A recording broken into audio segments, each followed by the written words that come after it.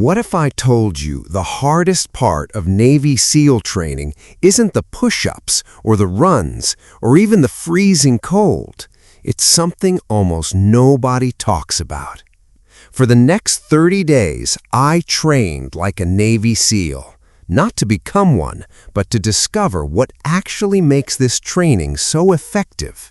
And trust me, the biggest lesson wasn't what I expected. Most people think SEAL training is endless burpees, pull-ups, and running until you collapse. That's mistake number one. People copy the hardest workouts on day one, destroy their recovery, and burn out. The truth is, elite performers don't survive because they train the hardest. They survive because they train the smartest. Here's what I thought before I started. Wake up at 4, run miles, hundreds of push-ups, hundreds of sit-ups, pull-ups until failure.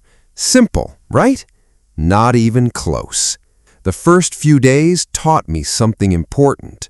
Your body is like the foundation of a skyscraper. If the foundation isn't stable, everything above it becomes weaker. I stopped chasing exhaustion and started mastering movement.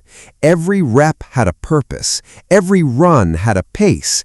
Every workout had structure. And suddenly, I wasn't just surviving, I was improving. Everything started with posture, shoulders relaxed, core engaged, hips stable. When your core stays tight, your body stops wasting energy. Imagine firing a cannon from a canoe. Now imagine firing that same cannon from solid concrete.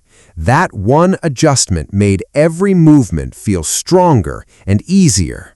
Then came breathing. I stopped holding my breath and stayed calm under pressure. The biggest transformation wasn't physical, it was mental. I stopped thinking about 30 days. I focused on the next 5 minutes. One decision, one workout, one rep, repeat.